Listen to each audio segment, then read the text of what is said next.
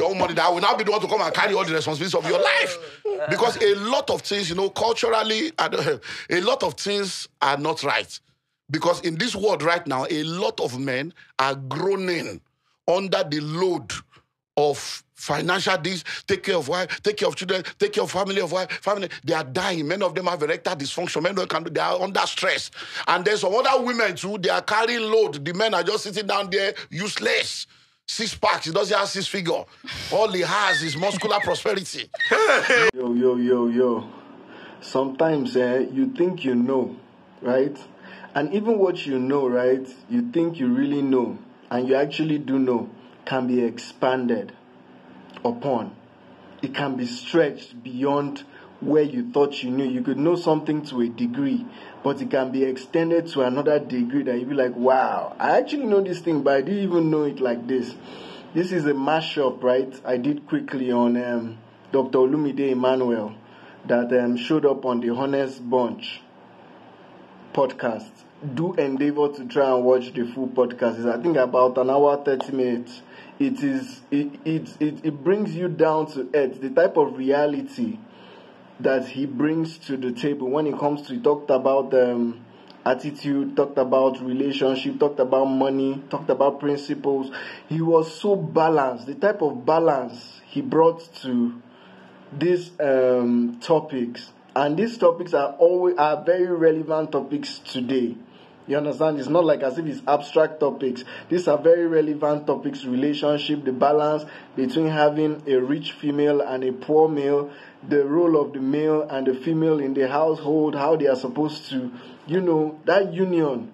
It was so much. If you care about relationships, making money, common sense, learning something, even if you think you know, I still think there's something to learn from this video. Try and watch it. Dr. Olumide Emmanuel on the Honest Bunch and podcast.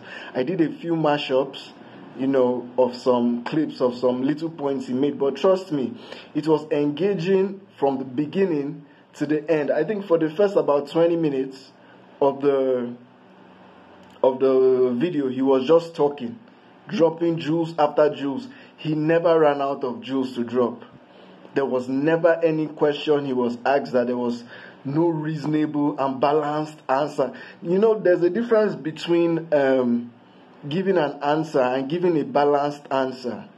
You can always have a reply to something, but giving a certain type of reply that will make you be like, it sits well. This makes sense. He's that type of man. I don't even understand. He's so loaded. I don't preach. It's not from the angle of religion. He even speaks on religion too.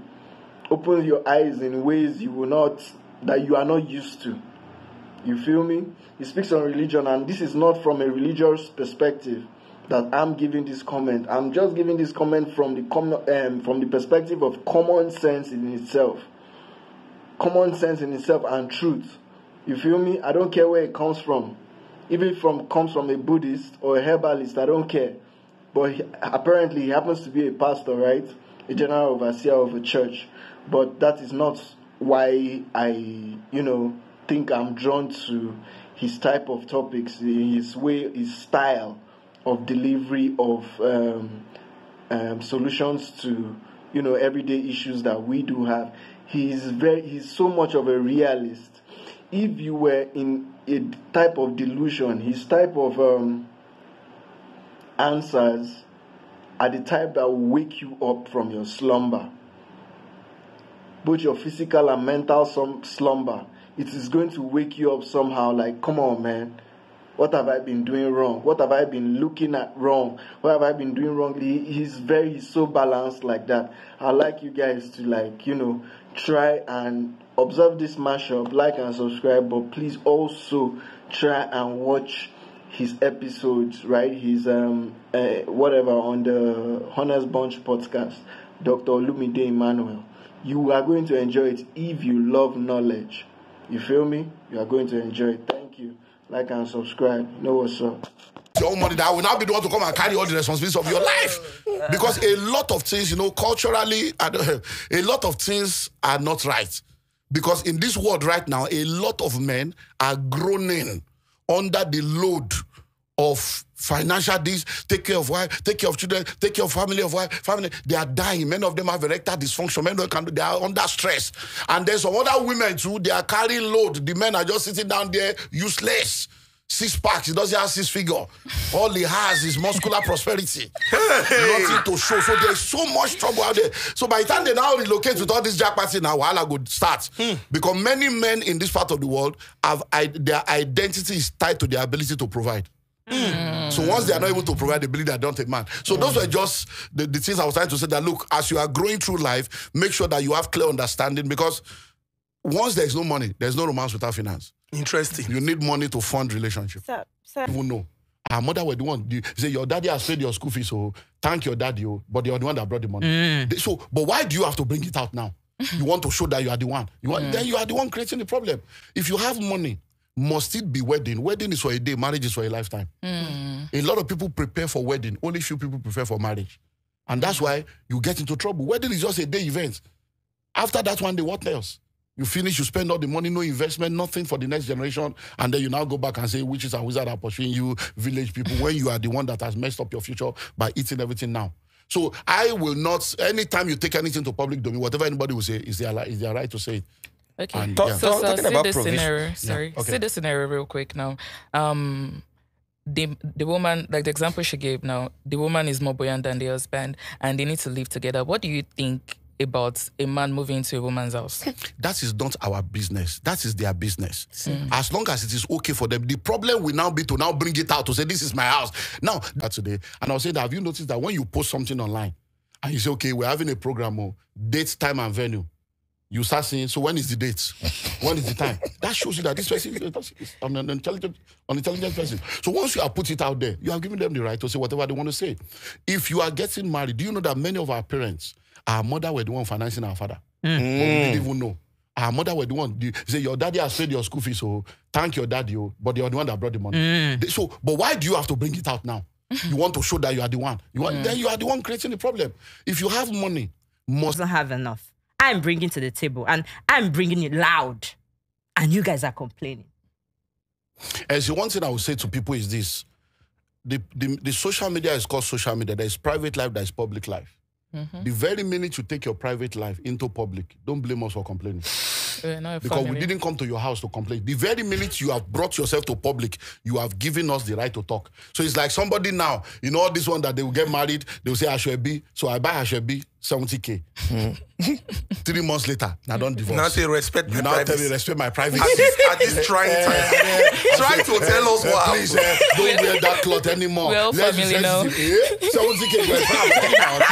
I pay for the cloth. I go wear it. You cannot say so. Because once you bring your case to the public, then you cannot say people should not talk. People are entitled to their own opinion. You brought it to the public domain, and that's why it's called public domain, so that people can give their own opinion. It is their opinion, whether it's right or wrong. Because if you look at the world we live in today, if you check the social media, you see that a lot of people are frustrated. A lot of people are very daft, very unintelligent, very uncouth, and with just 200 naira airtime, 50 naira airtime, borrow me credit, they will just be talking.